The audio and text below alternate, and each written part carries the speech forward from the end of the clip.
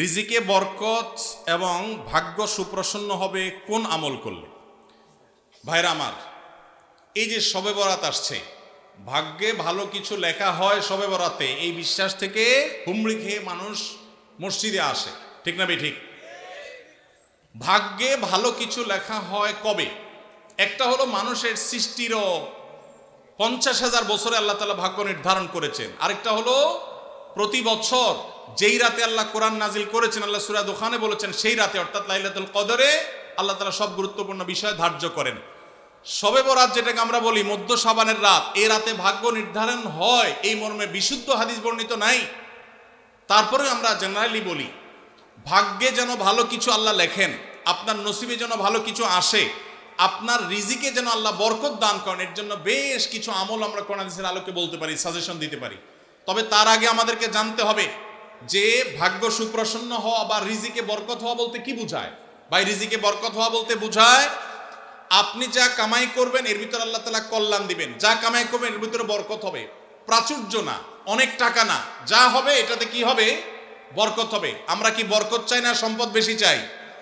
বরকত চাই। বরকত যদি চান, এক নম্বর হলো ঈমান এবং তাকওয়া লাগবে। আল্লাহ বলেছেন ওয়ালাউ আন্না আহলাল কুরআ আমানু ওয়াত্তাকাউ লাফাতাহনা আলাইহিম বারাকাতিম মিনাস সামা। যদি কোনো জনপদের লোকেরা ঈমান আনে, আল্লাহর ভয় অন্তরে লালন করে, আল্লাহ বলেছেন আসমান থেকে বরকতের সব দুয়ার খুলে দেওয়া হবে। এজন্য ভাই, ঈমান যদি থাকে, তাকওয়া যদি থাকে, গুনাহমুক্ত জীবন গড়ার সংকল্প যদি থাকে, বরকত আসবে জীবনে। নাম্বার 2, ইস্তেগফার বেশি বেশি করলে, আল্লাহ বলেছেন সূরা নূহের মধ্যে, যদি কেউ ইস্তেগফার করে, নূহ আলাইহিস সালাম তার জাতিকে বলেছেন ফাকুলতু আস্তাগফিরু রাব্বাকুম ইন্নাহু কানা গাফফারা ইউরসিলিস সামাআ আলাইকুম মিদরারা ওয়া ইউমদিদুকুম বিআমওয়ালিন ওয়া বানিন ওয়া ইয়াজআল লাকুম জান্নাতিন ওয়া ইয়াজআল লাকুম আনহারা। আল্লাহ নবী নূহ আলাইহিস সালাম বলেছেন, আমি আমার জাতিকে বলেছি তোমরা আল্লাহর কাছে ইস্তেগফার করো, ক্ষমা প্রার্থনা করো। বেশি বেশি ইস্তেগফার করলে আল্লাহ তাআলা রিজিকের মধ্যে বারাকা দিবেন, অভাব দূর করবেন, সম্পদে এবং সন্তানে আল্লাহ তাআলা বরকত দান করবেন। তাহলে 2 নম্বর আমল হলো ইস্তেগফার করা, রিজিকে বরকত হবে ইনশাআল্লাহ। নাম্বার 3, শুকর আদায় করা। আল্লাহ বলেছেন লা ইন শাকারতুম লা আযীদান্নাকুম। আপনি কোনো কিছু পেয়েছেন, আলহামদুলিল্লাহ বলেন, যা পাইছেন শুকর আদায় করেন, আল্লাহ নেয়ামত বাড়ায় দিবেন। নাম্বার 4, দান সাদাকা করা। আল্লাহ তাআলা বলেছেন ইয়ামহাকুল্লাহুর রিবা ওয়া ইউরবিস সাদাকাত। আল্লাহ সুদকে ধ্বংস করবেন, তবে সাদকা এবং দান এটাকে আল্লাহ তাআলা বাড়িয়ে দিবেন। এই জন্য কেউ যদি দান করে, আল্লাহ তাআলা তাকে কি দেন? বরকত দান করেন তার রিজিকে। তারপরে 5 নম্বর হলো আত্মীয়তার সম্পর্ক রক্ষা করা। নবীজি সাল্লাল্লাহু আলাইহি সাল্লাম বলেছেন মান সাল্লাহু আন ইউবসাতা লাহু ফি রিজকিহি আও ইউনসালাহু ফি আসারিহি ফালিয়াসিল রাহিমা। যে ব্যক্তি চায় তার আত্মীয়তার সম্পর্কে, যে ব্যক্তি চায় তার হায়াতে বরকত হোক, তার রিজিকে বরকত হোক, সে যেন আত্মীয়তার সম্পর্কের সাথে সম্পর্ক ভালো রাখে, আত্মীয়দের সাথে, অর্থাৎ রক্ত সম্পর্কে আত্মীয়দের সাথে যেন সম্পর্ক কানেক্টেড রাখে, বিচ্ছিন্ন না করে, তাহলে তার রিজিকে এবং হায়াতে বরকত হবে। এবং সর্বশেষ আরেকটা আমল বলতে চাই, সেটা হলো খাবারের ক্ষেত্রে একত্রিত হয়ে বসে খাবার খাওয়া। এই সুন্নত আমাদের সমাজ থেকে বিদায় হয়ে গেছে, আমরা অনেকে জানি না। আবু দাউদের একটি হাদিস বর্ণিত হয়েছে, নবীজি সাল্লাল্লাহু আলাইহি সাল্লামের কাছে এক ব্যক্তি বললেন, হে আল্লাহর রাসূল, আমরা খাই কিন্তু অনেক খাওয়ার পরেও পরিতৃপ্ত হই না, পেট ভরে না, খাবারের চাহিদা পরিপূর্ণ মিটে না, কারণটা কি? নবীজি সাল্লাল্লাহু আলাইহি সাল্লাম বলেছেন তোমরা সম্ভবত আলাদা আলাদা প্লেটে খাও, আলাদা আলাদা সিঙ্গেল খাও। তখন নবীজি সাল্লাল্লাহু আলাইহি সাল্লাম বলেছেন তোমরা সবাই একসাথে খানা খাবে, আল্লাহ তাআলা তোমাদের খাবারে বরকত দান করবেন। একসাথে খানা খাবে এবং বিসমিল্লাহ বলে খাবে, এই 2টা কাজ করলে আল্লাহ তাআলা তোমাদের খাবারে বরকত দান করবেন। এজন্য ভাইরা, বাসা বাড়িতে এক প্লেটে স্বামী স্ত্রী 2 জন আছেন, এক প্লেটে খাবেন, বাচ্চাদেরকে নিয়ে বড় প্লেট নিয়ে খানা খাবেন, এটা সুন্নত। নবীজি সাল্লাল্লাহু আলাইহি সাল্লাম উৎসাহ দিয়েছেন, কিন্তু আমাদের সমাজ থেকে এটা এখন হারিয়ে গেছে, নাই বললে চলে। আমরা সবাই যার যার মতো খানা খাই।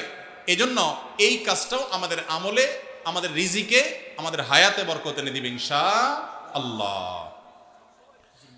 সর্বশেষ প্রশ্ন, আকিকা না দিলে কি শিশুর বিপদ কাটে না? আকিকা না দিলে শিশুর বিপদ কাটে না এমন কোনো কথা কোরআন হাদিসে নেই। তবে আকিকা দেওয়া এটা গুরুত্বপূর্ণ একটা আমল। আল্লাহ কাউকে পুত্র সন্তান দান করলে 2টি ছাগল, আর কন্যা সন্তান দান করলে 1টি ছাগল জবাই করা, এটা নবীজি সাল্লাল্লাহু আলাইহি সাল্লামের সুন্নাহ। এটা জন্মের 7ম দিনে, না হলে 14তম দিনে, না হলে 21তম দিনে করবেন। সেটাও যদি কোনো কারণে না হয়, পরে যে কোনো সময় করলেও আদায় হয়ে যাবে। এমনকি কারো শিশুকালে যদি আকিকা দেওয়া না হয়, বড় হওয়ার পর তার আকিকা দিলেও আদায় হয়ে যাবে। এই আকিকা এটা না দিলে যে বিপদ কাটে না এরকম কোনো কথা নাই। তবে হ্যাঁ, বিভিন্ন হাদিসে নবী সাল্লাল্লাহু আলাইহি সাল্লাম বলেছেন কুল্লু গুলামিন মুরতাহানুন বিআকিকাতিহি, বাচ্চার এটা আকিকার উপরে সে অনেকটা ডিপেন্ডেন্ট থাকে। এই হাদিসের ব্যাখ্যায় অনেক মুহাদ্দিসরা বলেছেন আকিকা না দিলে, আকিকা দেওয়ার ফলে সে বিভিন্ন ক্ষয়ক্ষতি থেকে বেঁচে থাকতো। অনেকে বলেছেন শয়তানের কুমন্ত্রণা থেকে বেঁচে থাকে আকিকার মাধ্যমে, এটা থেকে সে আর বাঁচতে পারে না, ওই ক্ষতি তাকে স্পর্শ করার সম্ভাবনা থাকে। তবে কেউ আকিকা দিতে পারলো না, অন্য কোনো আমল করলো তার সন্তানের জন্য, আল্লাহ তাআলা তাকে সেভ করতে পারেন।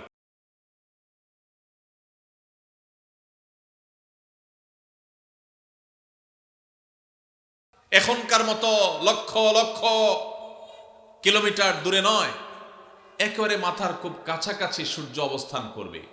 পুড়ে ছাই হয়ে যাওয়ার কথা, কিন্তু পুড়ে ছাই হবে না, আল্লাহ তাআলা ছাই হতে দিবেন না।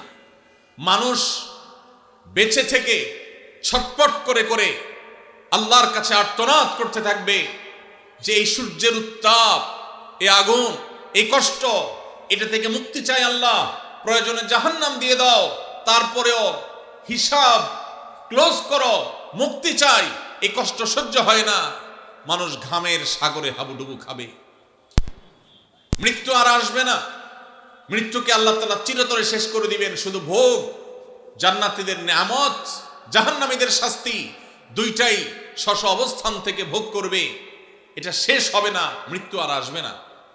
কিয়ামতের সেই ভয়াবহতম দিনে আল্লাহ রাব্বুল আলামিন সেই তরুণদের, সেই যুবক ভাইদের, সেই যুবতী বোনদের আল্লাহর আরশের নিচে ভিআইপি প্যান্ডেলে আল্লাহ রাব্বুল আলামিন ছায়া দিবেন, যাদেরকে কিয়ামতের কোনো কষ্ট স্পর্শ করবে না, কিয়ামতের কোনো ভয়াবহতা তাদেরকে পাবে না, কিয়ামতের কোনো ভয়াবহতা, কোনো টেনশন তাদের টাচই করবে না। সেই সৌভাগ্যবান মানুষগুলোর মধ্যে থেকে, 7 শ্রেণী মানুষগুলোর মধ্যে থেকে এক শ্রেণী হলো, নবী সাল্লাল্লাহু আলাইহি সাল্লাম বলেছেন ওয়ারাজুলুন দাআতহু ইমরাআতুন যাতু হাসবিন ওয়া জামাল ফাকাল ইন্নী আখাফুল্লাহ। যে যুবককে কোন মেয়ে হারাম প্রেমের অফার করেছে, অবৈধ সম্পর্ক করবার জন্য বন্ধু বান্ধবরা তাকে উস্কে দিয়েছে, তার সাথে কোনো হারাম রিলেশনের প্রস্তাব এসেছে, সে সেই প্রস্তাব লোভনীয়, অভিজাত, সুন্দরী, উচ্চবংশীয়, ভালো ঘরের মেয়ে অফার করার পরও সে চিন্তা করেছে এই অফার গ্রহণ করে আমি সাময়িক ভোগের জগতে যদি প্রবেশ করিও, আল্লাহর শাস্তি অবধারিত, গোটা পৃথিবী মিথ্যা হতে পারে, সবাই মিথ্যা হতে পারে, আল্লাহর ওয়াদা, আল্লাহ নবী সাল্লাল্লাহু আলাইহি সাল্লামের ওয়াদা কখনো মিথ্যা হতে, আমার জীবন যে দুনিয়াতেই ধ্বংস হবে, আখিরাত তো বহুত পরে, এই হারামের সাথে যদি সংশ্লেষ হয়, সম্পর্ক হয়, আল্লাহ রাব্বুল আলামিন গোটা জীবনকে জাহান্নামে পরিণত করে দিবেন। হারামের যে আযাব, এই হারামের আযাব শুধু মৃত্যুর পরে নয়, দুনিয়া থেকে শুরু হয়ে যায়। এই কথা চিন্তা করে যদি কোনো যুবক বলে ইন্নী আখাফুল্লাহ, হারাম অফার পাওয়ার যদি বলে আমি আল্লাহকে ভয় করি, আল্লাহর ভয়ে আমি তোমার হারাম এই প্রস্তাবকে, হারাম এই অফারকে আমি গ্রহণ করতে পারলাম না, সে যদি নিজেকে বাঁচিয়ে রাখতে পারে, নবীজি সাল্লাল্লাহু আলাইহি সাল্লাম বলেছেন ওই যে কিয়ামতের ভয়াবহতম দিনে আল্লাহর আরশের নিচে ভিআইপি প্যান্ডেলে যে মানুষগুলো ছায়া পাবে, আশ্রয় পাবে, যাদেরকে কোনো কষ্ট স্পর্শ করবে না, তাদের মধ্যে থেকে এই যুবক, যেই যুবক হারাম এবং অবৈধ সম্পর্ক করার সুযোগ পেয়েও সেখান থেকে সে নিজেকে বাঁচিয়ে রেখেছে। আল্লাহ তাআলা আমাদের যুবক ভাইদের চরিত্রগুলোকে হেফাজত রাখার তৌফিক দান করুন। ভাইরা আমার, নবী করিম সাল্লাল্লাহু আলাইহি সাল্লামের আরেকটি হাদিস আবু হুরায়রা রাদিয়াল্লাহু তাআলা আনহু বর্ণনা করেছেন। তিনি বলেছেন, নবীজি সাল্লাল্লাহু আলাইহি সাল্লাম ইরশাদ করেন, উরিদা আলাইয়া আউয়ালু সালাসা ইয়াদখুলুনাল জান্নাহ। নবীজি বলেছেন সবার আগে জান্নাতে যেই 3 শ্রেণীর মানুষ প্রবেশ করবে, আল্লাহ তাআলা আমার কাছে সেই 3 শ্রেণীর মানুষকে উপস্থাপন করেছেন, তাদের বিষয়ে আমাকে জানিয়ে দিয়েছেন কারা তারা, কারা সেই সৌভাগ্যবান মানুষ যারা জান্নাতে সবার আগে প্রবেশ করবে। সুবহানাল্লাহ। নবীজি সাল্লাল্লাহু আলাইহি সাল্লাম বলেছেন এর মধ্যে প্রথম শ্রেণীর মানুষ হলেন শহীদ, যারা আল্লাহর দ্বীনের জন্য, আল্লাহর দ্বীনের জন্য, ইসলাম এবং মুসলিমদের দুশ্মনদের বিরুদ্ধে জিহাদে রত হয়ে যারা শাহাদত বরণ করেছে, নিজের জীবনকে বিলিয়ে দিয়েছে, এই শহীদদেরকে আল্লাহ তাআলা জান্নাতে সবার আগে প্রবেশ করাবেন। আল্লাহ তাআলা আমাদের সবাইকে শাহাদাতের মওত এবং শাহাদাতের মৃত্যু আমাদের সবাইকে নসিব করুন।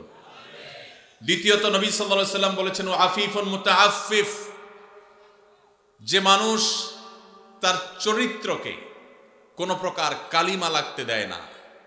ময়লা থেকে যেরকম আমরা আমাদের কাপড় চোপড়, আমাদের আঁচলকে তুলে ধরে বাঁচাবার জন্য আমরা সংগ্রাম করি, সমাজের চতুর্পাশে হারামের হাতছানি, অবৈধ সম্পর্কের জোয়ার চলছে, এইরকম পরিস্থিতিতেও যে মানুষ তার চরিত্রকে বাঁচাবার জন্য সংগ্রাম করে, চেষ্টা করে, পরিশ্রম করে, সাধনা করে, জয়ী হয়, নবীজি সাল্লাল্লাহু আলাইহি ওয়াসাল্লাম বলেছেন এই চরিত্র সংরক্ষণকারী মানুষটা যে হারাম রিলেশনে জড়ায় নাই, আল্লাহ তাআলা জান্নাতে এই লোককে প্রথম প্রবেশ করাবেন। আর তৃতীয়ত হলেন ওয়া আবদুন আহসানা ইবাদাতাল্লাহ ওয়া নাসাহা লিমাওয়ালি, যেই কৃতদাস আল্লাহর ইবাদত ভালো করে, আবার তার মালিকের কল্যাণও কামনা করে, মালিকের কোনো ক্ষতি চায় না, অর্থাৎ বান্দার হক আদায় করে, আবার আল্লাহর ইবাদতটাও সুন্দরভাবে করে, সেই কৃতদাসকেও আল্লাহ তাআলা জান্নাতে সবার আগে প্রবেশ করাবেন। ভাইরা আমার, এই হাদিসের সনদ নিয়ে মুহাদ্দিসদেরকে কেউ আপত্তি তুললে অন্য অনেকেই এটাকে গ্রহণযোগ্য বলেছেন। এই হাদিসের আলোকে আমরা যারা আমাদের চরিত্রকে হেফাজত করতে পারবো, আল্লাহ রাব্বুল আলামিনের এই বিশেষ পুরস্কার, সবার আগে জান্নাতে যাওয়ার সৌভাগ্য আমাদের অর্জন হবে। আল্লাহ তাআলা আমাদের সবাইকে সেই সৌভাগ্য অর্জন করার তৌফিক নসিব করুন। যুবক ভাইরা আমার, চরিত্রকে হারাম থেকে বাঁচাবার জন্য কারা কারা নিয়ত করেছেন একটু হাত তুলেন তো। আল্লাহ আমাদের যুবক ভাইদের চরিত্রকে হেফাজত করার তৌফিক নসিব করুন। আল্লাহ কোরআনের মজলিসে তারা ওয়াদা করেছে, আল্লাহ এই যে হারামের যে হাতছানি, আমাদের যুবকের ইমানকে হরণ করবার যে শয়তানের চেষ্টা, এটা থেকে আমাদের যুবক ভাইদেরকে আপনি বাঁচিয়ে দেন। আল্লাহ ইমানি শক্তি দান করেন, আল্লাহ ইমানি জোয়ার দান করেন, ইমানি চেতনা দান করেন, ইমানি তেজ দান করেন। আল্লাহ এই যৌবনকে তোমার দ্বীনের জন্য কোরবান করার তৌফিক দান করেন। আল্লাহ হারাম থেকে বাঁচার মতো শক্তি আমাদেরকে দান করেন। ভাইরা আমার, আমরা যদি আমাদের চরিত্রকে হেফাজত করি, লাভ কি আমাদের না আল্লাহ? আমরা যদি আমাদের চরিত্রকে হেফাজত করি, লাভ কি আমাদের না আল্লাহ? আমাদের। ভাইরা আমার, কি লাভ? লাভ হলো আল্লাহ সুবহানাহু ওয়া তাআলা যারা নিজেদেরকে হারামের পথ থেকে বাঁচিয়ে রাখে, তাদের জীবনে যখন বৈবাহিক সম্পর্কের মধ্য দিয়ে একজন বৈধ হালাল সঙ্গী জীবনে আসে, সে যুবক, সে যুবতীদেরকে আল্লাহ রাব্বুল আলামিন সচরাচর দাম্পত্য জীবনে সুখ, প্রকৃত অর্থে তৃপ্তি, সত্যিকারের যে ভালোবাসা, সেই ভালোবাসা আল্লাহ তাআলা নসিব করেন তাদের জন্য যারা তাদের যৌবনকে হারামের কালিমায় জড়াতে দেয় না। আর যারা হারামের কালিমা দিয়ে নিজের যৌবনকে কালিমা যুক্ত করে ফেলেন, মনে রাখেন এই যুবকদের বেশিরভাগ দেখবেন, এক্সেপশন প্রথমটাতেও আছে, বেশিরভাগ দেখবেন যে তাদের বৈবাহিক জীবন আসলে তাদের সেই জীবনে আর দাম্পত্য সম্পর্কের ভিতরে যেরকম একটা গভীরতা থাকার কথা, ভালোবাসা থাকার কথা, সম্প্রীতি থাকার কথা, তাদের সেই সম্পর্কটা আর থাকে না। কারণ হারাম যদি কেউ একবার বেছে নেয়, আল্লাহ তাআলা বৈবাহিক সম্পর্কের মধ্য দিয়ে হালাল সম্পর্কের প্রকৃত স্বাদ, প্রকৃত তৃপ্তি, প্রকৃত যে অনুভব, এটা থেকে আল্লাহ তাআলা ওই হারাম সম্পর্ককারীদেরকে মাহরুম রাখেন, বঞ্চিত রাখেন। এই জন্য ভাইরা, দুইটা অপশনই আপনার সামনে আছে। মনে রাখবেন, শয়তান খুব ভালো করে জানে, আল্লাহ কোরআনে বারবার বলেছে শয়তান আমাদের প্রকাশ্য শত্রু। শয়তানকে আমরা দেখি না, অথচ আল্লাহ প্রকাশ্য শত্রু বলেছেন। কারণ শয়তানকে না দেখলে কি হবে? তার সব ক্রিয়াকর্ম প্রকাশিত। শয়তানের কাজগুলো দেখা যায় কি যায় না? এই শয়তান আমাদের যুবকদেরকে তাদের ঈমানের তেজ নষ্ট করে দিতে চায়, তাদের ঈমানি তেজকে ভোঁতা করে দিতে চায়, এই জন্য তাদেরকে হারাম সম্পর্কে আনতে চায়। এই জন্য ভাইরা, আমাদের চরিত্রগুলোকে আমরা হেফাজত করার সংগ্রামে জয়ী হওয়ার চেষ্টা করবো তো ইনশাআল্লাহ। ভাইরা আমার, ভ্যালেন্টাইন্স ডে এই সম্পর্কে আপনি গুগল করেন, আপনি এনসাইক্লোপিডিয়া ব্রিটানিকা সহ বিভিন্ন বিশ্বকোষগুলো খোলেন, আপনি দেখবেন যে এটা মূলত এসেছে খ্রিস্টানদের একজন ধর্মযাজক, যার নাম ছিল কি ভ্যালেন্টাইন। এই ভ্যালেন্টাইন, যে সেন্ট ভ্যালেন্টাইন, সাধু ভ্যালেন্টাইন, খ্রিস্টানদের ধর্মযাজক, তাকে ঘিরে এই দিবসটা গড়ে উঠেছে। এটা একটা সময় খ্রিস্টানদের কাছে তাদের একটা পূজনীয় দিবস ছিল। বহুকাল পর পৃথিবীর বহু দেশে এই দিবস উদযাপন নিষিদ্ধ হয়েছে। অনেক কাল পর ইংল্যান্ডে গিফট আইটেম ব্যবসায়ীরা তাদের ফেব্রুয়ারি মাসে বরফে ঢাকা পরিবেশে গিফট আইটেমের ব্যবসাকে চাঙ্গা করবার জন্য, বেচা কিনা হয় না এটা বাড়াবার জন্য, এই ভ্যালেন্টাইন্স ডে কে তথাকথিত ভালোবাসা দিবসের মোড়কে এটাকে বাজারজাত করেছে তাদের ব্যবসায়িক ধান্দা। আর আমাদের যুবকেরা সেটাকে তাদের ডিজাইন করা তথাকথিত ভালোবাসা, এটার জন্য আমাদের যুবকরা আত্মাহুতি দিচ্ছে, তাদের জীবনকে, তাদের যৌবনকে শেষ করছে। ভাইরা আমার, এই যে টেলিভিশন চ্যানেলগুলোর, এক শ্রেণীর টেলিভিশন চ্যানেল দেখবেন, এক শ্রেণীর মিডিয়া দেখবেন, যারা আপনাদেরকে হারাম সম্পর্ক করার জন্য নানাভাবে উদ্বুদ্ধ করে, প্রেরণা দেয়, উৎসাহ দেয়, এরা সব আমাদের এই দেশের তরুণদের সবচেয়ে বড় শত্রু। এই ভ্যালেন্টাইন্স ডে, এটা কি এই দেশের, এই মাটির কোন সংস্কৃতি? এই মাটির সংস্কৃতি না। পশ্চিম থেকে আমদানি করা এই সংস্কৃতিকে আমাদের দেশে যারা চাপিয়ে দিচ্ছে, তাদের বিরুদ্ধে আমাদের প্রত্যেকটা মানুষকে সজাগ, সতর্ক থাকতে হবে, সংগ্রাম চালাতে হবে।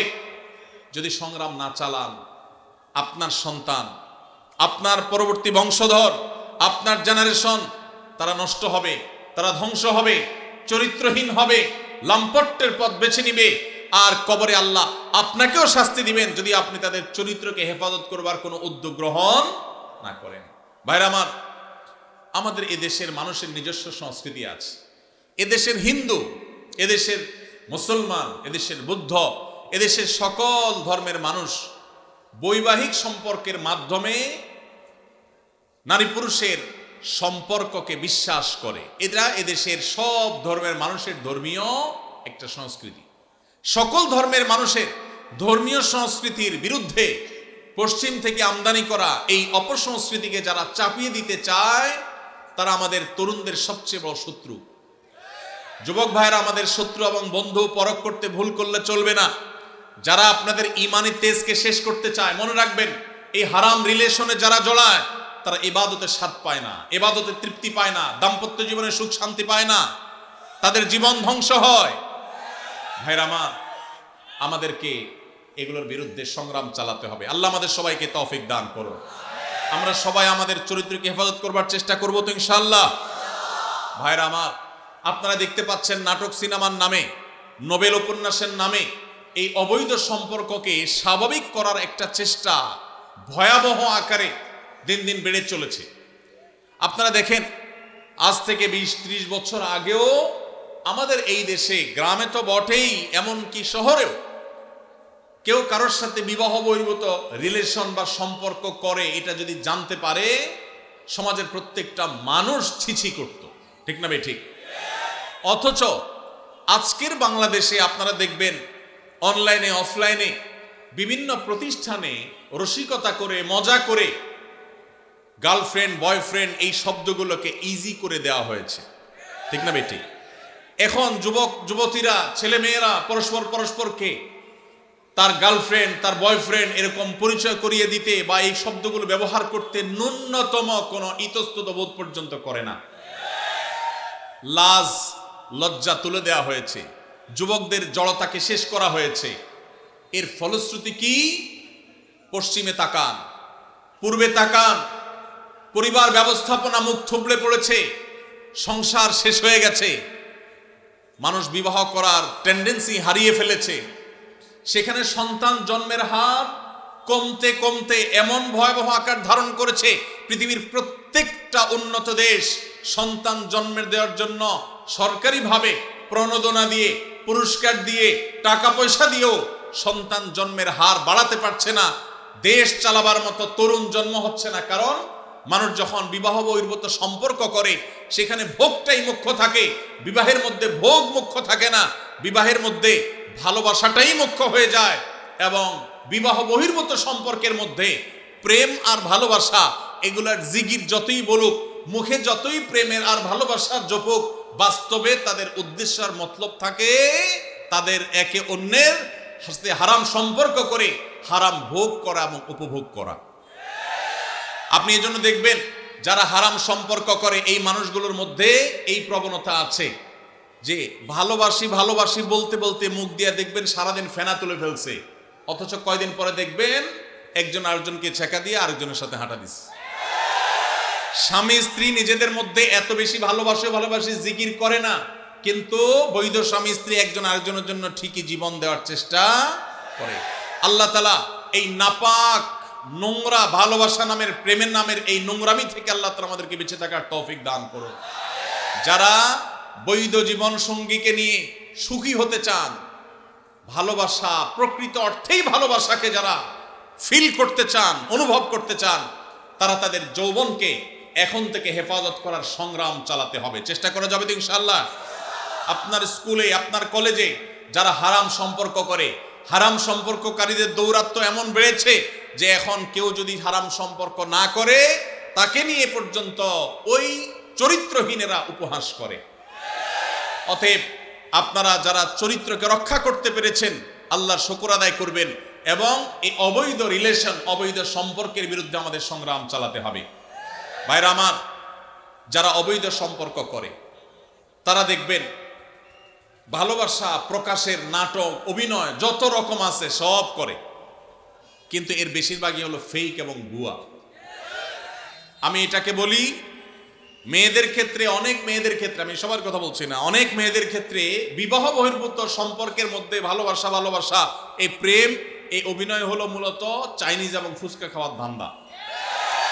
আর ছেলেদের মধ্যে, বেশিরভাগ ছেলে মেয়েদের মধ্যে যারা বিবাহ বহির্ভূত সম্পর্ক করে তাদের এই প্রেম খেলার মূল উদ্দেশ্য হলো শয়তানি এবং বদমাইশি করা, তাদের লাম্পট্য করা হলো মূল উদ্দেশ্য।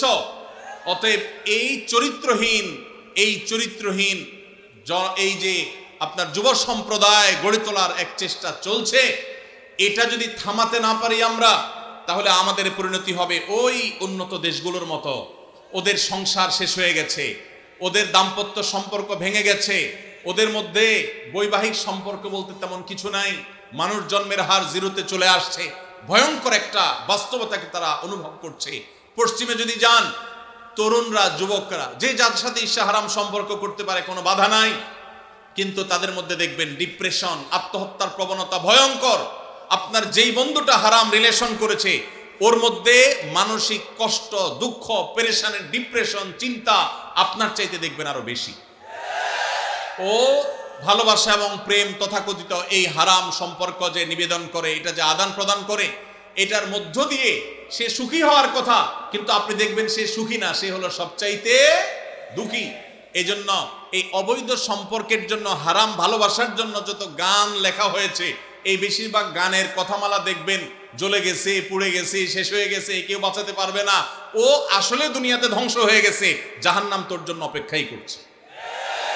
অতএব ঠিক না বলে যুবকরা চরিত্রকে হেফাজত করার জন্য ভেতরে নিয়ত করেন। চেষ্টা করা যাবে তো ইনশাআল্লাহ। ভ্যালেন্টাইন্স ডে কে আমরা সবাই না বলবো তো ইনশাআল্লাহ। কিভাবে না বলবেন? এলাকায় যুবকদের মধ্যে সচেতনতা সৃষ্টি করে লিফলেট বিতরণ করবেন। পারবেন না ইনশাআল্লাহ? যুবক ভাইয়েরা যাদেরকে আল্লাহ তাআলা দ্বীনের বুঝ দিয়েছেন, আমি আপনাদের উদাত্ত আহ্বান করতে চাই, প্রতিটি এলাকায় 14ই ফেব্রুয়ারি উপলক্ষে কোনো প্রকার শয়তানি ক্রিয়াকর্ম করতে দেয়া যাবে না। এলাকায় লিফলেট বিতরণ করবেন। মসজিদ থেকে ইমাম সাহেবদের নেতৃত্বে যুবকদেরকে কাউন্সেলিং করতে বের হবেন। কোন অবস্থাতে আমরা পশ্চিমা ভ্রষ্টামি, পশ্চিমা নষ্টামি, পশ্চিমা নোংরামি, পশ্চিমা অসভ্যতাকে আমাদের দেশে আমদানি করতে দেব না। আমাদের এই দেশের যুবকদেরকে নষ্ট করতে আমরা দেব না। সেজন্য আমরা সবাই চেষ্টা করব তো ইনশাআল্লাহ। এই জন্য আপনার স্কুলে, আপনার কলেজে যারা হালাল সম্পর্কে বিশ্বাসী, যারা মুসলমান, যারা এই দেশীয় সংস্কৃতিতে বিশ্বাসী, ভিনদেশী সংস্কৃতিকে যারা গা মাখাতে চায় না, সেই যুবকদেরকে আমি বলতে চাই, আপনারা আপনাদের শিক্ষা প্রতিষ্ঠানে বিভিন্ন জায়গায় আপনারা লিফলেট বিতরণ করেন, জনসচেতনতা সৃষ্টি করেন, যুবকদের মধ্যে দাওয়াতি অভিযান চালান। আমরা যদি অলিতে গলিতে 13ই ফেব্রুয়ারি 12ই ফেব্রুয়ারি থেকে দাওয়াতি কাজ চালাই ইনশাআল্লাহ। রাস্তাঘাটে অলিতে গলিতে যেখানে সেখানে এইসব নোংরামি, এই সমস্ত অসভ্যতা, এইসব দৃশ্য আমাদের দেখতে হবে না ইনশাআল্লাহ। আর যদি মনে করেন যে না আমি নিজে বাঁচলাম, আমার আর দেখার দরকার নাই, তো আপনার সন্তান, আপনার ভবিষ্যৎ বংশধর, তাদেরকে আপনি জাহান্নামে রেখে যাচ্ছেন, মনে রাখবেন। তাদের জন্য ভালো পরিবেশ দরকার আছে না নাই? যদি ভালো পরিবেশের দরকার হয় তাহলে সেক্ষেত্রে আমাদের নড়ে চড়ে বসতে হবে, দায়িত্বশীল ভূমিকা পালন করতে হবে। শুধু ওয়াজ শুনে গেলে হবে না। আমি আইন হাতে তুলে নিতে বলছি না, খবরদার কেউ আইন হাতে তুলে নেবেন না, কিন্তু এলাকায় এলাকায় এই নষ্টামি যারা করে তাদেরকে আগে থেকে দাওয়াত দিবেন, অন্যায় কাজ থেকে, অসৎ কাজ থেকে বাধা প্রদান করবেন। কারা কারা রাজি আছেন হাত তুলেন দেখি। আল্লাহ আমাদের সবাইকে এই নষ্টামি বন্ধ করার তৌফিক দান করুন। ভাইরা আমার, আপনারা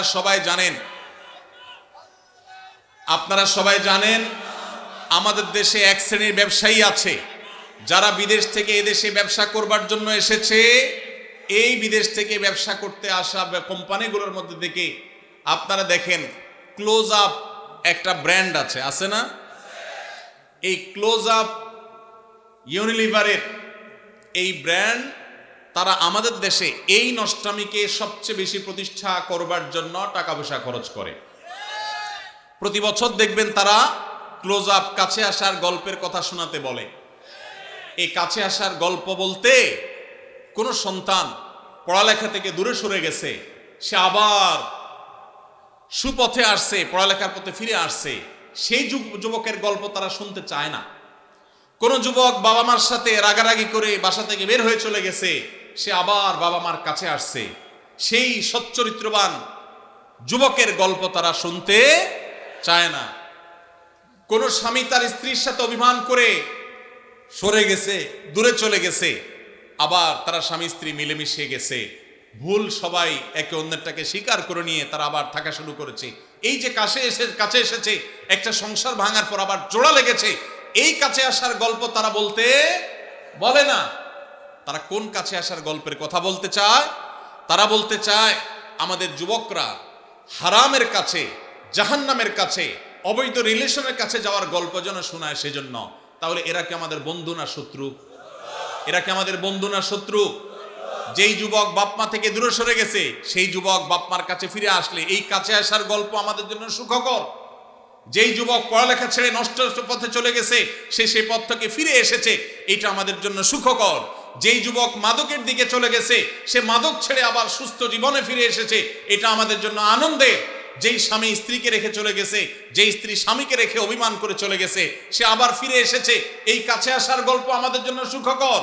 কিন্তু ক্লোজ আপ এবং এই জাতীয় যে সমস্ত কোম্পানিগুলো আমাদের যুবকদের ইমানের চেতনাকে ধ্বংস করবার নীল নকশাকে তারা বাস্তবায়ন করতে চায়, তারা এই সমস্ত কাছে আসার গল্প শুনতে বা শোনাতে চায় না। তারা চায় আমাদের যুবকদের হারামের কাছে যাওয়ার গল্প শোনাতে। হারামের কাছে যাওয়ার গল্প শোনাতে যারা আমাদের যুবকদেরকে উদ্বুদ্ধ করে, যারা যুবকদেরকে উস্কানি দেয়, এই তথাকথিত কাছে যাওয়ার পরের যে গল্প, কোন যুবক হারাম সম্পর্ক করতে গিয়ে, তথাকথিত কাছে আসার গল্প রচনা করতে গিয়ে তার পড়ালেখার জীবন শেষ হয়ে গেছে। কোন যুবক হারাম পথে আসতে গিয়ে, হারামের কাছে আসতে গিয়ে বাবা মার সাথে সম্পর্ক শেষ হয়ে গেছে। কোন মানুষ হারাম সম্পর্ক করে হারামের অবৈধ সম্পর্কের কাছাকাছি যেতে গিয়ে তার বৈধ স্ত্রীর সাথে তার ডিভোর্স হয়ে গেছে।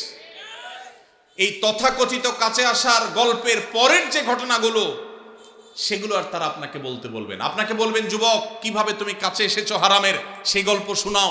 সেগুলো দিয়ে তারা ভ্যালেন্টাইন্স ডে, অর্থাৎ খ্রিস্টানদের সাধু ভ্যালেন্টাইন্স ডে, যেটাকে না জেনে না বুঝে মুসলিম যুবকেরা তথাকথিত ভালোবাসা দিবস মনে করে যেটাকে উদযাপন করে খ্রিস্টানদের কাজ করছে, সেই দিবস উপলক্ষে তারা সে সমস্ত গল্পকে নাটক আকারে টেলিভিশন উপস্থাপন করে। মুসলিম নামধারী ন্যূনতম আত্মসম্মান বোধ থেকে সম্পূর্ণরূপে মুক্ত, যাদের মধ্যে কোনো আত্মমর্যাদা নাই মুসলমান হিসাবে, এরকম নামধারী মুসলমানেরা সেই সমস্ত তথাকথিত ভালোবাসার নাটককে তারা উদযাপন করে, সেগুলোকে তারা উপভোগ করে, সেগুলো দেখে তারা মজা নেয়। এটা ইমানের সাথে যায় না। আপনি ইমানদার হলে আপনার ইমান হরণকারী এই আয়োজনকে আপনি কখনো অ্যাপ্রিসিয়েট করতে পারেন না। এই বিদেশিরা আমাদের দেশ থেকে প্রত্যেকটা ঘরে ঘরে এদের পেস্ট, এদের সাবান, এদের আইটেমগুলো বিক্রি করে আমাদের ঘর থেকে তারা চাঁদা তুলে তারা বিদেশে নিয়ে যাচ্ছে। আবার আমাদেরই টাকা আমাদের কাছে বিক্রি করে যে টাকা তারা ইনকাম করে সেটা দিয়ে আমাদের সমাজে তারা বিষ এটা তারা চতুর্দিকে ছড়িয়ে দিচ্ছে। অতএব এদের বিরুদ্ধে আমাদের দাঁড়াতে হবে কি হবে না? এরা যদি এই সমস্ত শয়তানি কর্মকাণ্ড না ছাড়ে, আল্লাহর জন্য এদের এই আইটেমগুলো আমরা বর্জন করতে পারবো তো ইনশাআল্লাহ? ইয়াহুদিদের এই সমস্ত পণ্য আমার মুসলিম ভাইয়ের উপরে বোমা হয়ে ফিলিস্তিনে পড়ছে, আমার গাজাকে শেষ করে দেওয়া হয়েছে, আমার এলাকাতে এসে এই বাংলাদেশে তারা বোমা মারতে পারছে না, কিন্তু আমাদের যুবকদের চরিত্রের উপরে তারা বোমা মারছে। অতএব এদের পণ্য কেনা থেকে আমরা বিরত থাকবো তো ইনশাআল্লাহ? এদের পণ্য দোকানদার ভাইরা যেন না রাখে সেজন্য তাদেরকে আমরা দাওয়াত দেব, ঠিক আছে না ইনশাআল্লাহ? দোকানে দোকানে দিয়ে ভাইদের হাত পা ধরবো, আমার দেশি পণ্য মান একটু খারাপ হোক, দাম একটু বেশি হোক, তারপরে সেটা বিক্রি করবা। আমরা এই সমস্ত বিদেশি জিনিস কিনবো না, বিক্রি করব না, চেষ্টা করা যাবে না ইনশাআল্লাহ? আমরা দোকানে দোকানে দাওয়াতি কাজ করবো তো ইনশাআল্লাহ? আল্লাহ তাআলা আমাদের যুবক ভাইদের চরিত্রকে হেফাজত করবার তৌফিক দান করুন। ভাইরা আমার, চরিত্র এমন এক জিনিস, একবার যদি আপনি নষ্ট করে ফেলান, তওবা করে ফিরে আসলে আল্লাহ তাআলা মাফ করবেন ঠিকই, কিন্তু আপনার সচ্চরিত্র রাখার যে একটা তৃপ্তি, ওই তৃপ্তি আর কখনো ফিরে আসে না। সেই জন্য আমরা সবাই হারাম সম্পর্ক থেকে বেরোয় আসার চেষ্টা করবো তো ইনশাআল্লাহ? পাড়ায় মহল্লায় যুবক বন্ধুদেরকে দাওয়াত দিব, হারাম নয় হালালের পথে চলে আসো। আমরা এমন একটা সময় আসছি, এখন সুস্থ যারা, স্বাভাবিক যারা, তাদেরকে নিয়ে অস্বাভাবিক খারাপ যারা, নোংরা যারা, তারা ট্রল করে। কোনো ছেলের যদি কোনো মেয়ের সাথে সম্পর্ক না থাকে, দেখবেন যে মজা নেয়। এই যে গার্লফ্রেন্ড বয়ফ্রেন্ড এই শব্দগুলোকে যারা ইজি করে দিয়েছে, এগুলাকে সহজীকরণ যারা করেছে, এদের বিরুদ্ধে আমাদের কাজ করতে হবে। যেখানে এই শব্দের প্রয়োগ দেখবেন সেখানেই দাওয়াতি কাজ চালাবেন, সেখানেই কাউন্সিলিং করবেন, ঠিক আছে তো ইনশাআল্লাহ? বয়ফ্রেন্ড এবং গার্লফ্রেন্ড এই শব্দের মিনিং কি? এই শব্দের মিনিং হলো একজন দুশ্চরিত্রবান নারী এবং পুরুষ। গার্লফ্রেন্ড কারোর থাকা মানে হলো সেই ছেলে দুশ্চরিত্রবান, কারোর বয়ফ্রেন্ড থাকার মানে হলো সেই চরিত্রহীন। এই লাম্পট্যকে যারা শিল্পে পরিণত করেছে তাদের বিরুদ্ধে আমাদেরকে জাগতে হবে, জাগাতে হবে ইনশাআল্লাহ। সবাই জাগবেন তো ইনশাআল্লাহ?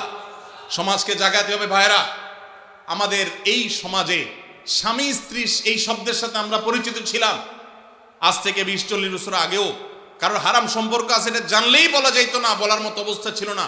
আর এখন অনায়াসে, নির্দ্বিধায়, বাধাহীনভাবে একে অন্যের সাথে পরিচয় করাচ্ছে তার গার্লফ্রেন্ড, তার বয়ফ্রেন্ড। তার মানে সে একজন চরিত্রহীন, তার দুশ্চরিত্র কর্মের সঙ্গী, সেই পরিচয় দিচ্ছে খুল্লম খোলা। এটাকে কতটা ইজি করে ফেলা হয়েছে। আপনারা যে নাটক দেখে মজা নেন, আপনারা যে সিনেমা দেখে মজা নেন, আপনারা যে উপন্যাস পড়ে মজা নেন, এই সবগুলোর খোলাসা কথা দেখবেন একটাই, যে হারাম সম্পর্ক করো। সব গল্পের মূল কথা একটা না, হারাম সম্পর্ক করা।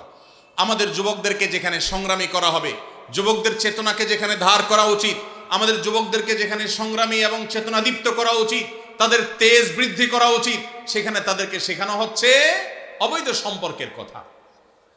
ভাইরা আমার, এই অপশক্তি এটা আস্তে আস্তে আমাদের শিক্ষা প্রতিষ্ঠানগুলোকে গ্রাস করে ফেলেছে, আমাদের সমাজগুলোকে শেষ করে ফেলেছে।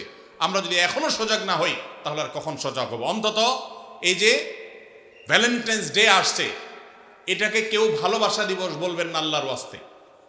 এটাকে ভালোবাসা দিবস বলবেন না। ভালোবাসা দিবস এটা নয়, এটা হলো অবৈধ সম্পর্ক, লাম্পট্য এবং বদমাইশি এবং চরিত্রহীনতার দিবস। কারণ কোন বিবাহিত স্বামী স্ত্রী তাদেরকে দেখবেন না 14 ফেব্রুয়ারি উপলক্ষে তারা ভালোবাসা আদান প্রদান করতে। 14 ফেব্রুয়ারির সকল ভালোবাসা আদান প্রদান এগুলো সব হলো অবৈধ ভালোবাসার আদান প্রদান। 14 ফেব্রুয়ারি তথাকথিত ভালোবাসার আদান প্রদান এগুলো সব হলো চরিত্রহীনতার আদান প্রদান। আল্লাহ তাআলা আমাদের সবাইকে এটার বিরুদ্ধে সংগ্রাম করবার তৌফিক নসিব করুন। চেষ্টা করবেন তো ইনশাআল্লাহ? যেসব যুবক ভাইয়েরা হারাম সম্পর্কে জড়িয়ে গেছেন তাদেরকে আমরা বিনীতভাবে আরজ করতে চাই, আল্লাহর ওয়াস্তে এই হারাম সম্পর্কেতে বের হয়ে আসেন। আল্লাহ আমাদের সবাইকে আমলের তৌফিক দান করুন। জাযাকুমুল্লাহু খায়রা ওয়া আখিরু দাওয়ানা আলহামদুলিল্লাহি রাব্বিল আলামিন। ভাই আপনাদের অনেক প্রশ্ন আমার কাছে আসছে, কিন্তু সময় আমার হাতে অনেক কম, যার কারণে আমরা যতগুলো সম্ভব উত্তর দেওয়ার চেষ্টা করছি।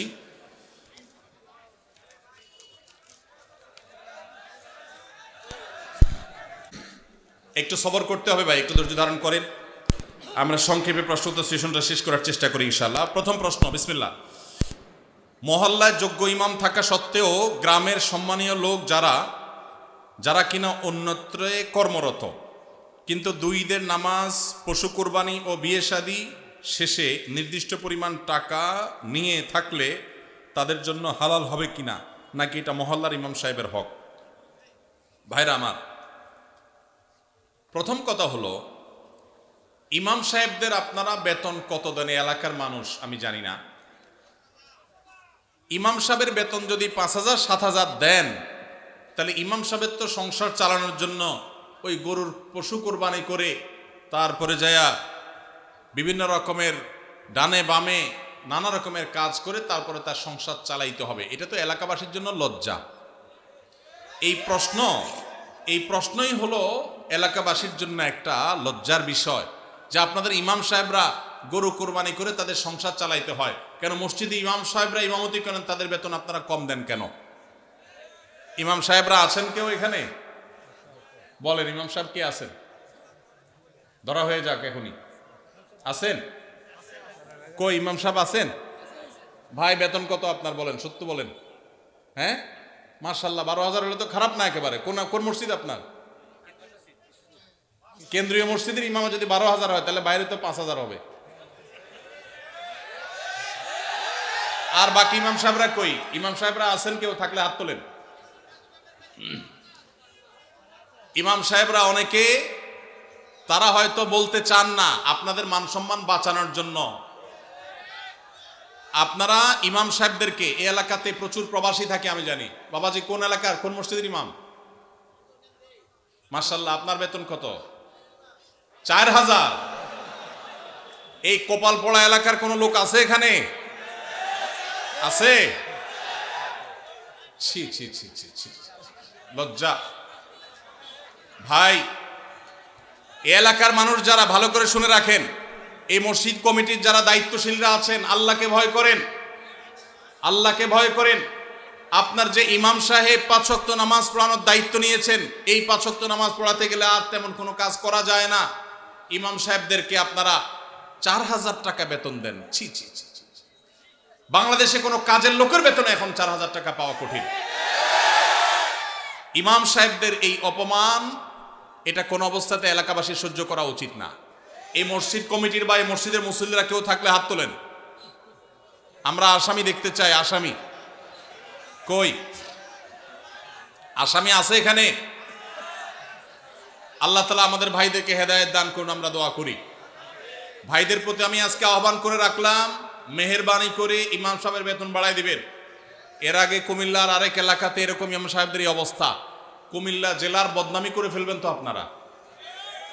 হ্যাঁ, এত বড় জেলা, এত ঐতিহ্যবাহী জেলা, ইমাম সাহেবদের বেতন 4,000 টাকা। ছি ছি ছি, কোনোভাবে এটা মানা যায় না, কোনোভাবে এটা মানা যায় না। আল্লাহর ওয়াস্তে এটা পরিবর্তন করবেন তো ইনশাআল্লাহ? এই যে ইমাম সাহেব গরু কোরবানি করে টাকা কামাই করবে, খতম পড়ে টাকা কামাই করবে, দোয়া করে টাকা কামাই করবে, কেন? ইমাম সাহেব মসজিদে দায়িত্ব পালন করছে, মসজিদের মধ্যে অনেক ভালো ভালো কাজ করতে পারে, সেগুলো করতে পারবে তখন যখন তাকে এমন বেতন দিবেন যে নিশ্চিন্তে তিনি মসজিদ ভিত্তিক নানামুখী কাজ করতে পারেন। এখন যে বেতন দেন সেটা দিয়ে তার চাল কেনার টাকাই যদি না হয়, তাহলে সেই মসজিদে কোরআন শিক্ষার আসর করবে না দাওয়াতি কাজ করবে, নাকি ধান্দা করে বেড়াবে? এই যে অন্য এলাকা থেকে এসে পশু কোরবানি করে টাকা নেওয়া জায়েজ কিনা এই প্রশ্ন করছেন, এই প্রশ্ন তো এই জন্যই আসছে যে ইমাম সাহেবের যা দেন তা যথেষ্ট হয় না, এই জন্য ইমাম সাহেবের এসব খুঁজে বেড়ানো লাগে। এটা তো লজ্জার কথা। কেন ইমাম সাহেব এগুলো খুঁজতে হবে? এত বেশি বেতন দিবেন যে এই সমস্ত ছোটখাটো কাজ করে ইমাম সাহেব তার পেট পালার চিন্তা করা যেন না লাগে। আল্লাহ আমাদেরকে সেই তৌফিক দান করুন। এখন বাহির থেকে কেউ যদি এসে এগুলো করে, হারাম না, এটা মোটেও হারাম না। কেউ যদি পারিশ্রমিক নিয়ে পরিশ্রম করে, যেখানে টাকা নেওয়া জায়েজ শরীয়তে, যেমন পশু কুরবানি করে টাকা নেওয়া জায়েজ, অতএব কেউ এরকম নিতে চাইলে জায়েজ আছে। এলাকার ইমাম সাহেব নিবে, বাইরে কেউ আসতে পারবে না, এমন কোনো কথা নাই। কোরআন হাদিসে এটা ইমাম সাহেবের হক বলতে কোনো কিছু নাই, যে কেউ করতে পারে। তবে হ্যাঁ, কোনো এলাকার ইমাম সাহেবের বেতন যখন অনেক কম, আরেকজন সচ্ছল মানুষ তিনি ইমাম সাহেব বেচারার বেতন কম, এলাকাবাসী নালায়েক নাখান্দা, তাদের রুচির বৈকল্য দেখা দিয়েছে, এই জন্য ইমাম সাহেবের বেতন সম্মানজনকভাবে দেয় না। এরকম অবস্থায় বাহির থেকে একজন মানুষ যার অনেক উপার্জন আছে সে এসে ইমাম সাহেব 2-4 পয়সা এখান থেকে পায়, এটাতে ভাগ বসানো অবশ্যই তার অনুচিত। কিন্তু যদি সে নেয়, এই উপার্জন তার হারাম হবে না, কিন্তু তার এটা রুচির ব্যাপার, এটা তার আখলাক, উত্তম আখলাকের পরিচয় যে সে ইমাম সাহেবের এখানে ভাগ যেন না বসায়। ভাইরা, ইমাম সাহেবদের বেতন বাড়ায় দিবেন তো ইনশাআল্লাহ? এত প্রবাসী এখানে, ইমাম সাহেবদের বেতন 4000-5000 কেন ভাই? আল্লাহ আমাদের সবাইকে হেদায়েত দান করুন। মসজিদের ইমাম সাহেবের জন্য টাকা কালেকশন করে সেই টাকা মসজিদের ফান্ডে জমা রাখা যাবে কিনা? ইমাম সাহেবের জন্য টাকা কালেকশন করে সেই টাকা মসজিদে রাখতে পারবেন কিনা? এই অপকর্মটা ঈদের সময় বেশিরভাগ ঈদগাহে, বেশিরভাগ মসজিদে হয়। টাকা তোলার সময় গামছা নিয়ে বলতেছেন ইমাম মুয়াজ্জিনের হাদিয়া দেন। টাকা উঠছে 20,000, ইমাম মুয়াজ্জিনের 10,000 ভাগ করে দিয়ে বাকিটা মসজিদে রেখে দিচ্ছেন। মসজিদ কমিটির লোকেরা পরিষ্কার একটা হারাম কাজ করলেন। মনে করছেন আল্লাহর ঘরের জন্য দুর্নীতি করলে আল্লাহ ছেড়ে দিবে না? টাকা তোলার সময় যদি ইমাম মুয়াজ্জিনের জন্য বলেন, তাহলে এটি ইমাম মুয়াজ্জিনকেই দিতে হবে, ওইটা মসজিদে রাখতে পারবেন না। টাকা যদি ইমাম সাহেবের জন্য বলেন যে ইমাম সাহেবের হাদিয়া, মুয়াজ্জিন সাহেবের হাদিয়া, যেটা বলে তুলবেন সেটাই করতে হবে। নসুল ওয়াকিফে কানাসি শারিয়া, দাতা যে জন্য দিবে আপনাকে সেই খাতে খরচ করতে হবে। আপনি ইমাম সাহেবরে সামান্য কিছু দিয়া, বুঝ দিয়া বাকিটা মসজিদে রেখে দিয়েছেন, এটার নাম দুর্নীতি। এটার নাম কি? এটা জায়েজ নাই। অনেক কমিটির ভাইরা এটা করেন, চিন্তা করছে সারা জীবন নিজের জন্য চুরি, 2 নম্বরই দুর্নীতি করলাম, এবার আল্লাহর ঘরের জন্য একটু 2 নম্বরই করি। জায়েজ হবে? ভাইরা আমার, এই জন্য সতর্ক থাকতে হবে, খবরদার। আর ইমাম সাহেবদেরকে বসায়া ঈদের দিন গামছা নিয়ে তাদের জন্য টাকা তোলা, এটাও তো আরেক লজ্জার কথা। ইমাম সাহেবদেরকে হাদিয়া দিবেন, এটার জন্য তাদেরকে বসায় রেখে তাদের সামনে ভিক্ষা করবেন, টাকা তুলবেন, এটা তো অপমানজনক কথা ইমাম সাহেবদের জন্য। কেন রে ভাই? এলাকাবাসী বিভিন্নভাবে ইমাম সাহেবদের ঈদ উপলক্ষে, ঈদের তারা বেতন পাবে, বেতনের পাশে এক্সট্রা একটা বোনাস পাবে, সেই ব্যবস্থা করা যায় না? নিজেরা বেতন দানের টাকা বাড়াই দিয়া ইমাম সাহেবদেরকে, মুয়াজ্জিনদেরকে বোনাস দিবেন, তাদেরকে ভিক্ষা দিবেন না, তাদেরকে অপমান করবেন না। যে এলাকাবাসী তাদের ইমামকে সম্মান করতে পারে না, মর্যাদা দিতে পারে না, তাদের চাইতে হতভাগা, তাদের চাইতে দুর্ভাগা আর কেউ হতে পারে না। ভাইরা আমার, কুমিল্লার বদনামি শুরু হয়ে যাবে তো এরকম একের পর এক প্রশ্ন এগুলাই আসতেছে। আপনারা সবাই ইমাম সাহেবদের হক আদায় করার চেষ্টা করবেন তো ইনশাআল্লাহ? আর ইমাম সাহেব যারা, তাদেরকেও বলতেছি, আপনারাও নিজেদের আত্মমর্যাদা বজায় রাখবেন, প্রয়োজনে না খায় থাকবেন, কিন্তু নিজের মান সম্মান নষ্ট করে টাকা কামাই করতে যাবেন না। আল্লাহ আমাদের ইমাম সাহেবদেরকে সেরকম ইমাম হওয়ার তৌফিক দান করুন। এরপরে প্রশ্ন হলো, গ্রামের নাম কৃষ্ণপুর, অতএব কারণে মসজিদ ও মাদ্রাসার নামের পূর্বে কৃষ্ণ শব্দটি ব্যবহার হচ্ছে, এতে গ্রামের লোকদের করণীয় কি? কোনো অসুবিধা নাই ভাই। কৃষ্ণপুর ইসলামিয়া হাফিজিয়া মাদ্রাসা, কৃষ্ণপুর বাইতুর রহমান মসজিদ, কথার কথা, কোনো অসুবিধা নেই। জায়গার নাম যেটা আছে সেই নামের মধ্যে যদি কোনো আপত্তিকর কোনো শব্দ থাকে যেটা মুসলমানের বিশ্বাসের সাথে যায় না, জায়গার নাম হিসাবে সেটা উল্লেখ করলে গুনাহ হবে না। তবে যদি খুব বেশি আপত্তিকর নাম থাকে, যথাযথ নিয়মে প্রশাসনের কাছে এলাকাবাসী সবাই মিলে দাবি দাওয়া তুলে সেটার পরিবর্তনের চেষ্টা করা যেতে পারে, যদি সেরকম আপত্তিকর হয়। তবে এই যে কৃষ্ণপুর নাম আছে, এই কৃষ্ণপুর নাম এটা করে মসজিদ বা মাদ্রাসার সামনে বা শুরুতে থাকলে, যেমন এখানে আপনারা লিখছেন কৃষ্ণপুর ইসলামিয়া হাফিজিয়া মাদ্রাসা, কোনো অসুবিধা নেই, এটা জায়গার নাম। ঠিক একইভাবে কৃষ্ণপুর, কথার কথা, বাইতুর রহমান মসজিদ, বাইতুল করিম মসজিদ, জায়গার নাম লিখেছেন, কোনো অসুবিধা নেই। আপনি এখানে বিশ্বাস, আপনি কৃষ্ণের প্রতি বিশ্বাস করেছেন এমন কথা না, শুধু জায়গার নাম হয়েছে বিধায় এটার কারণে আপনার কোনো গুনাহ হবে না।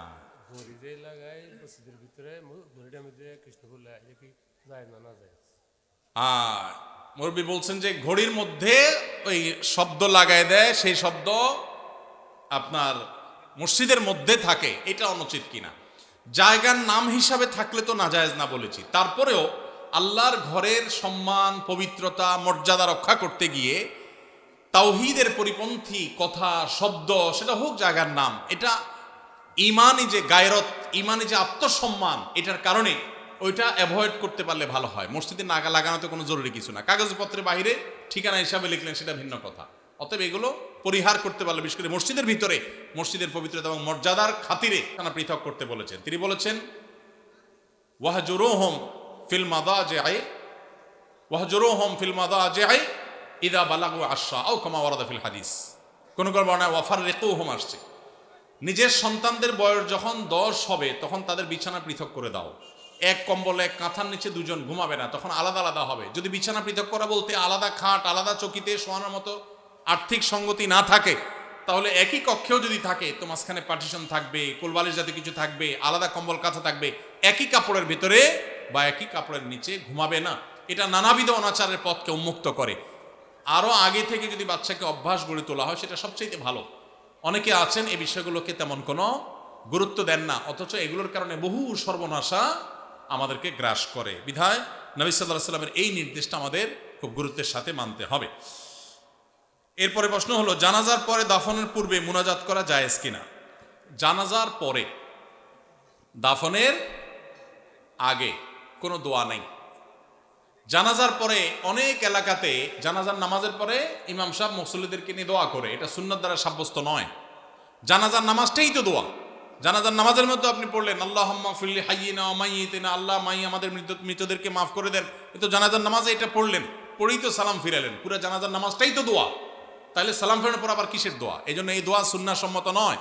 তবে মাইয়েতকে দাফন করার পর, কবরে রাখার পর, দাফন করে শেষ করার পর কেবলামুখী হয়ে যারা দাফন কাজে শরীক হয়েছেন সবাই যার যার মতো করে কেবলামুখী হয়ে মুর্দার জন্য দোয়া করা সুন্নাত। সেটা দাফনের আগে না পরে? দাফনের পরে কেবলামুখী হয়ে দোয়া করা সুন্নাত। সুন্নাতটা আমরা অনেকে জানি না, বেদাতটা ঠিকই জানি। সুন্নাতের খবর নাই, বেদাত নিয়ে টানাটানি। এই জন্য এই সুন্নাত যেহেতু আলোচনা নাই, জানাশোনা নাই, এটা আমরা জিন্দা করবো ইনশাআল্লাহ। ঠিক আছে না? মাইয়াতকে কবরে রেখে দাফন করে কেবলামুখী হয়ে আমরা হাত তুলে দোয়া করব। কি দোয়া করব?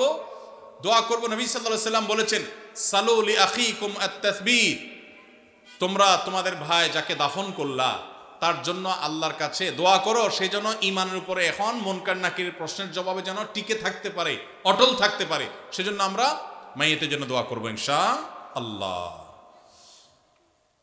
মসজিদের রেগুলার ইমাম সাহেব থাকা সত্ত্বেও তারাবির জন্য অন্য কোনো ইমাম আনা জায়েজ আছে কিনা? আনা যাবে, কোনো অসুবিধা নাই। এই প্রশ্ন সব বোধহয় ইমাম সাহেবরা বাউ করে দিছে, সব তাদের স্বার্থের প্রশ্ন।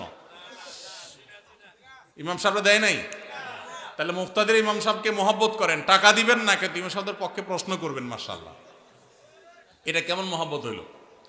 যাই হোক ভাই, ইমাম সাহেব যদি ভালো হাফেজ না হন, তেলাওয়াতের সৌন্দর্য আহামরি না থাকে, বাহির থেকে হাফেজ নিয়ে আসলে কোনো অসুবিধা নেই। এটা কোনো কথা না যে ইমাম সাহেবের পিছনেই নামাজ পড়া জরুরি। তবে হ্যাঁ, কোনো যৌক্তিক কারণ ছাড়া অনেক এলাকাতে আছে কমিটির সাথে ইমাম সাহেবের ভালো সম্পর্ক নাই, শত্রুতা করে এখন বাহির থেকে লোক হায়ার করে আনে। এটা অন্যায় কথা, এটা জুলুম। যার পিছনে নামাজ পড়বেন তার প্রতি আপনার যদি এতটুকু শ্রদ্ধাবোধ না থাকে তাহলে অবশ্যই সেটা অনুচিত কাজ, সেটা গর্হিত কাজ। এই জন্য এটা করা জায়েজ হবে না। আমি একজন প্রাইমারি স্কুলের শিক্ষক। সকাল 9টা থেকে 4টা পর্যন্ত আমার কর্মঘণ্টা, 4:15 পর্যন্ত আমার কর্মঘণ্টা। 5 বছর বয়সী বাচ্চা থেকে শুরু করে 12 বছরের শিক্ষার্থী পড়ে। প্রতিটা ক্লাসের সময়কাল 40 মিনিট। সকালে 3-4টা ক্লাস নিলে শরীর আর চলে না। পরবর্তী ক্লাসগুলো শুরুর ক্লাসের মতো মনোযোগ দিতে পারি না।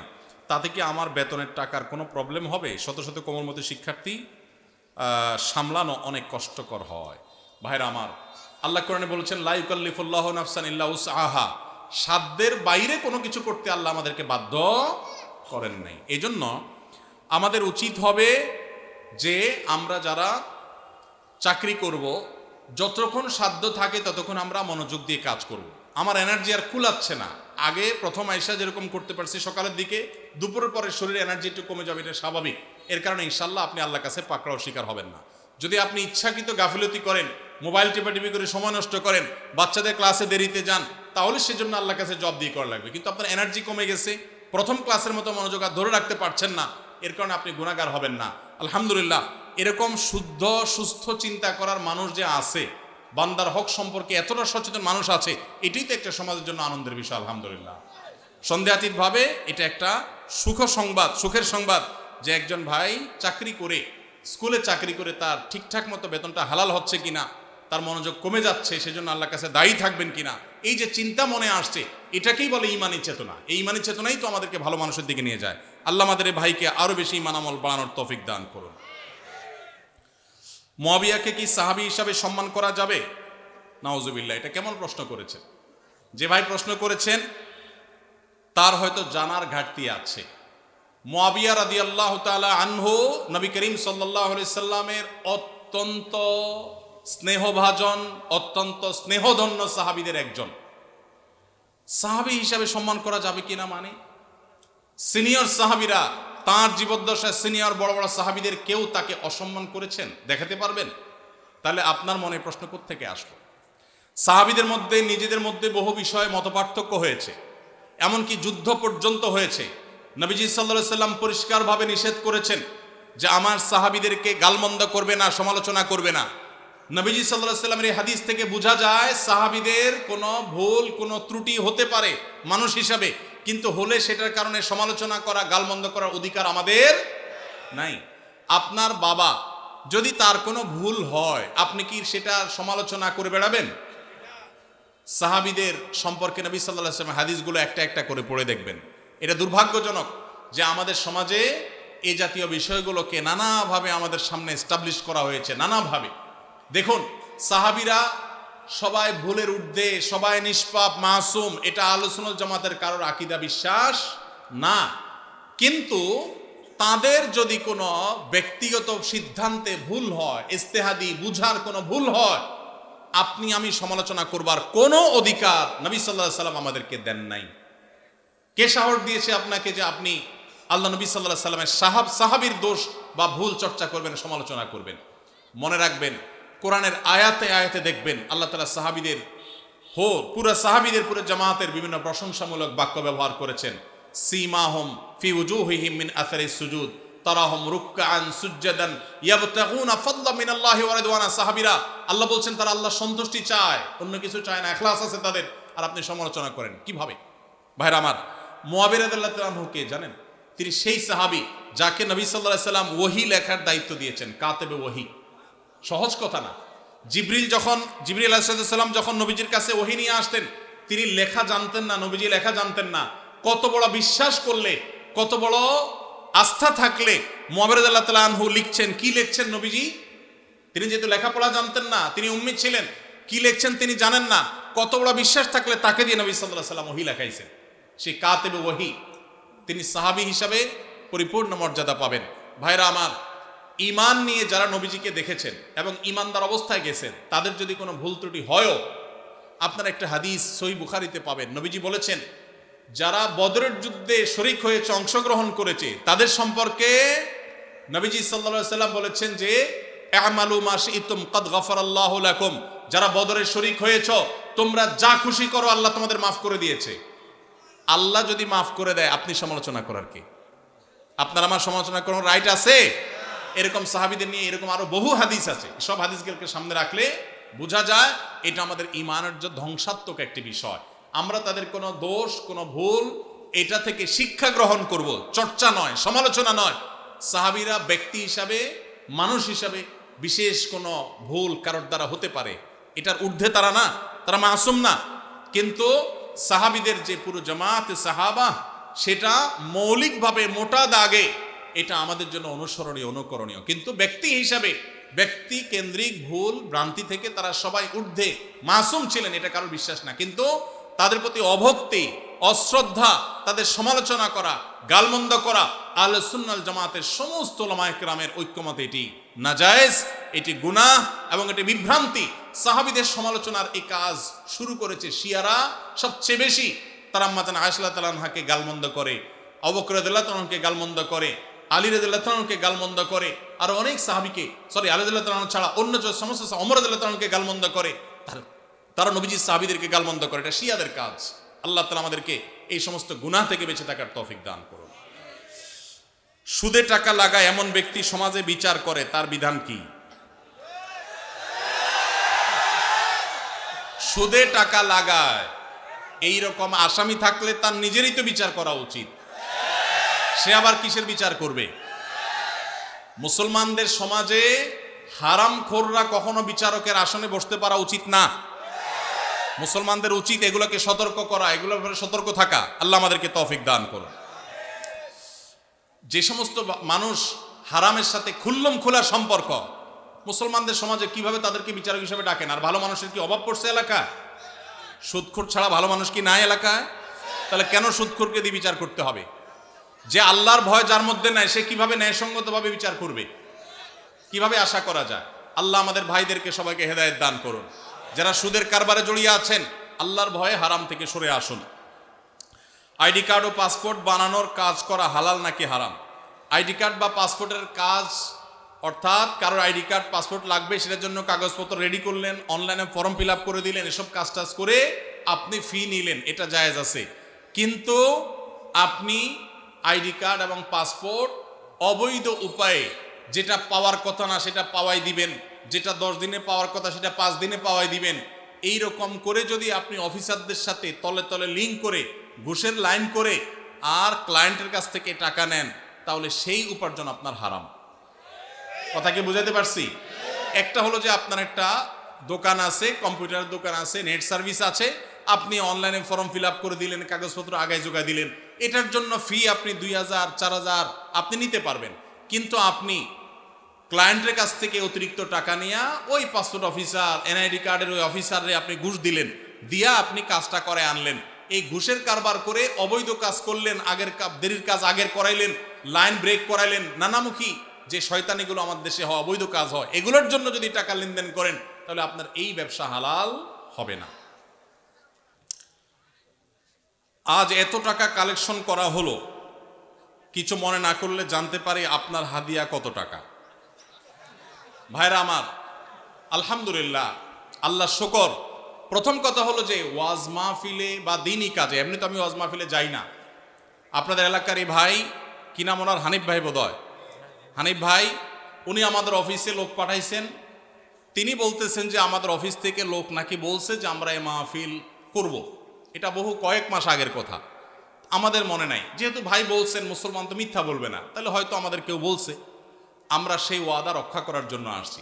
আসার ক্ষেত্রে আমি হানিফ ভাইকে আমার অফিস থেকে শর্ত দিয়ে দিছি যে মাহফিল করার পর আমাকে কোনো টাকা পয়সা, কোনো হাদিয়া দিবেন না, এই শর্তে আমি আসতে পারি। আলহামদুলিল্লাহ, ওনার সাথে আমার চুক্তি হয়েছে হানিফ সাহেবের কাছে, আমি খাবো না, কোনো হাদিয়াও নেব না। আলহামদুলিল্লাহ, আমি এখানে খানাও খাই নাই, হাদিয়াও নেব না, ইনশাল্লাহ। এই চুক্তি করেই আমি আসছি। কোনো জায়গায় কেউ যদি আমাদের পথ খরচ দেয় বা হাদিয়া দেয়, আলহামদুলিল্লাহ, আমরা যেখানে মানুষ খুব জোরাজোরি করে নেই। আর যদি কোনো মসজিদ মাদ্রাসা হয় বা দিনী প্রতিষ্ঠান হয়, সচরাচর আমরা চেষ্টা করি পথ বড়াটাও নিজের পকেট থেকে দিয়ে যাওয়ার। এটা যেহেতু প্রশ্ন খোঁচা মেরে করেই ফেললেন, সেই প্রসঙ্গে বলা, হানিফ ভাই এখানে উপস্থিত আছে, সাক্ষী উপস্থিত আছে, ওনার সাথে চুক্তি করা হয়েছে। যেহেতু মাদ্রাসার মাহফিল, মাদ্রাসার জন্য দুনিয়ার টাকা উঠানো লাগতেছে, একটা মসজিদ নাই, বাচ্চাদের থাকার জায়গা নাই, তাহলে এখান থেকে আমার হাদিয়া নেওয়া লাগবে কেন? আলহামদুলিল্লাহ, আমার চলার মতো ব্যবস্থা আল্লাহ তাআলা আমাকে দিয়েছে, যথেষ্ট দিয়েছে। অতএব আপনারা বরং মসজিদের জন্য সহযোগিতা করবেন, জমির জন্য সহযোগিতা করবেন, করবেন তো ইনশাআল্লাহ? মাদ্রাসার ছাত্রদের থাকার ভালো ব্যবস্থা যেন হয়, সেজন্য সাহায্য করবেন, ঠিক আছে না ইনশাআল্লাহ? আর আমাকে হাদিয়া দেওয়া লাগবে না, ইমাম সাহেবদের বেতন বাড়াই দিন। ইমাম সাহেবদের বেতন বাড়াই দিবেন তো ইনশাআল্লাহ? ইমাম সাহেবদের বেতন বাড়াই দেওয়ার তৌফিক আল্লাহ তাআলা আমাদেরকে দান করুন। ওলামা ইকরাম ওয়াজ মাহফিলে যারা আসেন, তাদেরকে সম্মানজনক হাদিয়া দিবেন। আমি নিচ্ছি না, আমার আলহামদুলিল্লাহ না নিলেও চলে, এবং মাদ্রাসার মাহফিল দেখে নেই না, অন্য কেউ জোর করলে হয়তো নেই। কিন্তু যারা অন্যান্য ভাইরা আসেন, ওয়াজ মাহফিল করেন, অনেকে আছে রাতে গাড়ি অ্যাক্সিডেন্টে মাহফিল থেকে যাওয়ার সময় পুরো গাড়ি শেষ হয়ে যায়, আছে না? অনেকে আছে গাড়ি অ্যাক্সিডেন্টে নিজে অসুস্থ হয়ে যায়, মারা যায়, রাত বিরাত জাগা লাগে, তাদেরকে সম্মান করবেন। কিন্তু এর মানে এই না যে চুক্তি করে লাখ লাখ টাকা ওয়াজ করে কামায়, এই ওয়াজ ব্যবসায়ীদেরকে আমি প্রশ্রয় দিতে বলি নাই। কিন্তু ওলামাদেরকে সম্মান করবেন। এখানে দুই দিক থেকেই সমস্যা আছে। হুজুরদের অনেকে যেরকম চুক্তি করে, এটা যেমন একটা সমস্যা, আবার ওয়াজ মাহফিলের আয়োজক অনেকে আছে অনেক ধান্দা করে, সেটাও একটা সমস্যা। আমি আজ থেকে অনেক বছর আগে, আপনার জেলার নাম বলবো না, যে কোনো এক জেলা মাহফিলে যাওয়ার পর আমি দেখি এরকম মোটা একটা খাম ধরাই দিছে আমারে। পরে যায় খুলে দেখি ওখানে টাকার সাথে বাকি সব কাগজ দিয়ে মোটা করে দিছে। এত নিকৃষ্ট মানুষও এই সমাজে আছে। তো এই জন্য সংশোধন বক্তাদেরও হইতে হবে, আয়োজকদেরও হতে হবে, শ্রোতাদেরও হওয়া লাগবে। শ্রোতারা ওয়াজে আসছেন কি জন্য? কিছু শুনে আমল করার নিয়তে। এই যে এতগুলো কথা শুনছেন, এগুলো আমল করতে হবে, ঠিক আছে না ভাই? ইনশাআল্লাহ। যদি শুধুমাত্র ওয়াজ মাহফিলে আসেন তামাশা দেখার জন্য, তাহলে হবে না, আমল করার নিয়তে আসতে হবে। আয়োজকদের উদ্দেশ্য হবে আল্লাহর সন্তুষ্টি, আলোচকদের উদ্দেশ্য হবে আল্লাহর সন্তুষ্টি, এবং শ্রোতাদের উদ্দেশ্য হবে কি? আল্লাহর সন্তুষ্টি। আল্লাহ তাআলা আমাকে, আপনাকে, আমাদের সবাইকে ইখলাসের সাথে কাজ করার তৌফিক দান করুন। ভাই সময় অনেক হয়েছে, আমার মনে হয় শেষ করা দরকার। হ্যাঁ ভাই, আর প্রশ্ন দিয়েন না। প্রশ্ন ফাঁক ফোকর দিয়ে দিচ্ছেন, কি প্রশ্ন দিচ্ছেন না দিচ্ছেন আমি দেখতেও পারতেছি না, আরেক মুসিবত।